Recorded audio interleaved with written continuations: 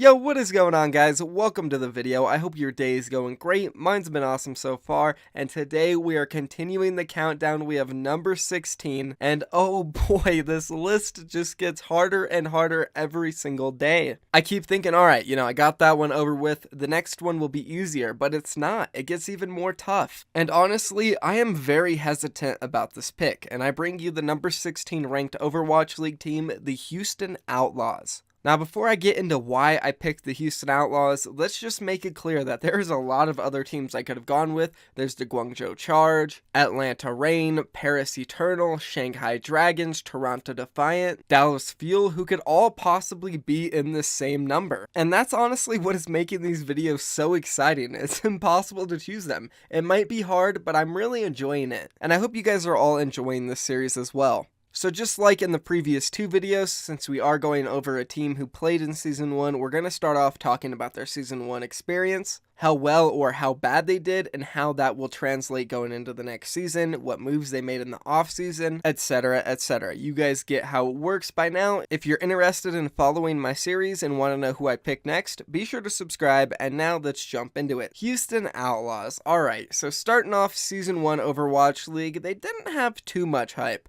Some people thought they could be good, but most of the community thought they'd probably be near like rank 9, 10, a little bit worse than what they did. And it kind of made sense because they didn't have any of those star players, the Korean, or the top players from the West. They were pretty much made up of a roster that was a decent North American contenders team. Personally, I thought they were going to be pretty good just because they had these things about them individually, and if they came together as a team, I thought it could all mesh well and work really good. And that's exactly what happened in Stage 1. The Houston Outlaws, they were flying high. They were the third ranked team overall in the standings. They made the Stage 1 playoffs. They did lose to London Spitfire, but overall they had a really good Stage 1, winning 7 of their games. They looked dominant, particularly because of the meta. But what made them so damn good in Stage 1, the meta, made them so damn bad in the next two stages. Moving on to the second and third stage, the Houston Outlaws, they started to struggle. They started losing to teams in the league that they were easily beating in Stage 1. The thing that changed was the meta and the map pool. The Houston Outlaws were no longer in the position where they could rely on the Junkrat from Jake and the hit scan from Linkser. They now had to spread their wings and play more dive maps and dive comps, particularly the Tracer Genji dive comp. And well, guess what? This team did not have a Tracer, and if you watched Overwatch League Season 1 or followed my channel,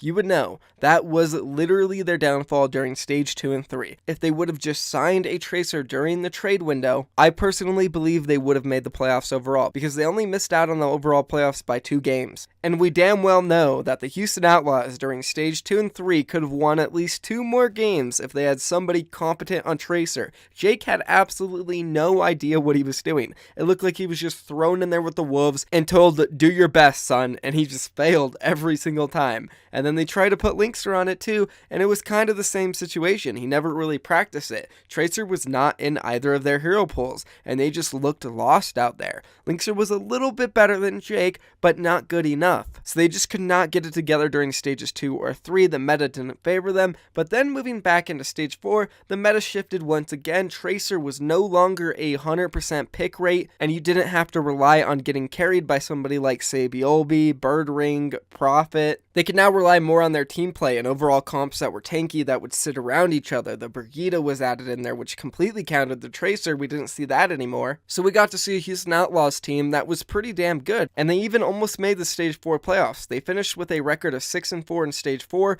and also Dallas Fuel, who did make the playoffs, finished with a 6-4 record. The only reason Dallas moved on is because they had a +5 differential in map wins, while Houston only had a +4 map differential. So Houston, they win one more map, they're in the Stage 4 playoffs over Dallas Fuel because they did win the head-to-head. So honestly, Stage 4 looked pretty good for the Houston Outlaws. And that's like the glimpse of hope for the Houston Outlaws going into Overwatch League Season 2. If we do see metas and map pools that allow teams to play really close together, tight-knit, rely on communication and teamwork, then Houston could very well be a top 10 team and make the playoffs. Because looking back at Season 1, whenever the meta and map pool was in their favor, they were a strong team and definitely a playoff contender. But the problem is, if you want to be a playoff team in the Overwatch League, you can't rely on one specific meta or one specific playstyle. It's going to bite you in the ass because Blizzard and Overwatch League are not going to let one meta rule all the entire season. It's going to be switched up a lot. There's going to be big nerfs and big buffs, and you will need to adapt. And that's what Houston really failed to do during stages 2 and 3. And it was in their own hands. They had the opportunity for over a month to sign a Tracer player during the midseason signing window,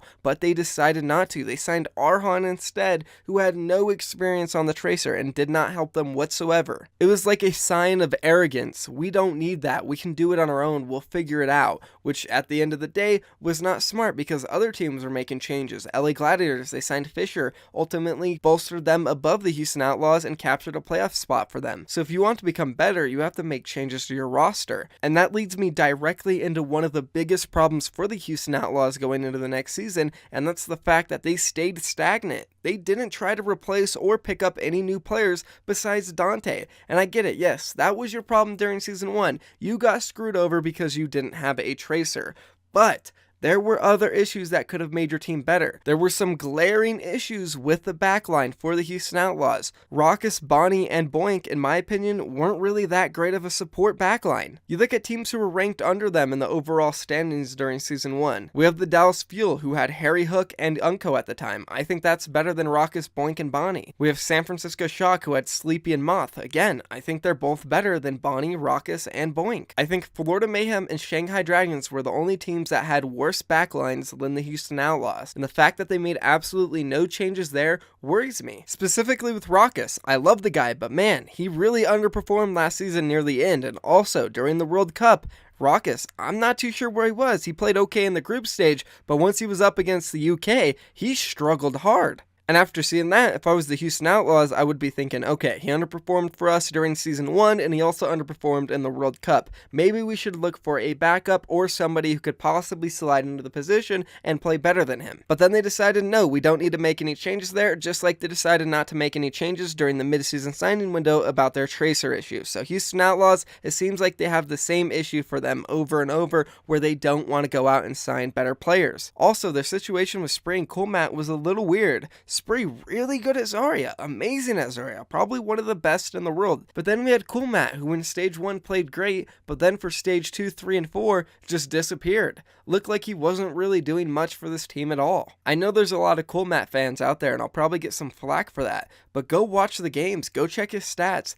He wasn't doing much for the team overall, and I honestly wanted to see Spree get a go on Diva. I feel like the Houston Outlaws did exactly what they did during the mid-season signing window of Season 1 by not signing a Tracer, but this time they didn't make any improvements on their roster other than the fact that they signed Danteh, which again, Dante's a great player. He will help them if Tracer or whatever heroes he plays are in the meta like Sombra, but honestly, if Sombra and Tracer aren't in the meta, I don't really see how useful Danteh is here, because other than those two heroes, Linkser and Jake did cover everything else. Just the problem was that, yeah, Linkser's a good Widowmaker player, Jake's a good Junkrat player, but other than that, they're kind of just average or a little above average on every other hero, just like Danteh when he's not on Sombra or Tracer. So this all leads back to the Houston Outlaws not really making any more changes they needed to. Most of the teams who didn't do very good during Season 1 went out and made massive changes to their rosters, overall improvements. Seoul Dynasty, they went out and signed Fisher and Jesse, which is exactly where they lacked during Season 1. They also changed up their coaching staff completely, which also was a big problem for them.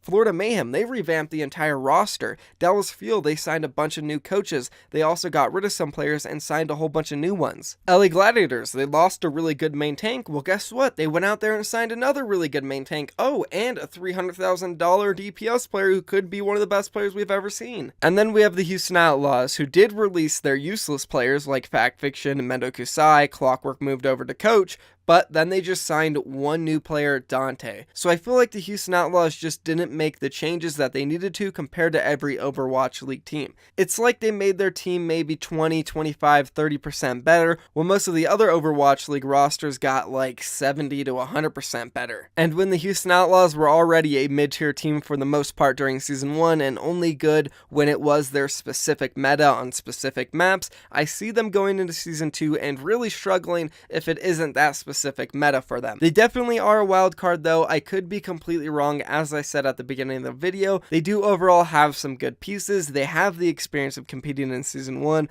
a lot of synergy around these players. I know they love being with each other and playing with each other. Maybe that's why the coaching staff and management decided not to make many changes. I guess let's just say I wouldn't be surprised if Houston Outlaws even ended up being ranked number 18, and I wouldn't be surprised if they ended up being like ranked number 9 or 10. But I think that's where their potential ends. I don't think they can compete with the best of the best in the Overwatch League, a possible playoff spot at best for them, but they will get swept by one of the better teams. There is one scenario where if the meta is absolutely perfect for them, you got like Jake on Junkrat, he's one of the best in the league at the time. We got Muma on the Reinhardt. Lynx are maybe on like Widowmaker. Raucus is playing very good for some reason. Zarya for Spree is just popping off. Whatever, it all is clicking, then maybe they do have a chance at being like top 8. But I don't see them doing any better than that, guys. Let me know down in the comments what you think about the Houston Outlaws and overall my rankings. It's really hard, trust me, guys. I want to see your list down below so far. Tell me who you think is ranked 16, 17, 18, 19, and 20 in the Overwatch League down below.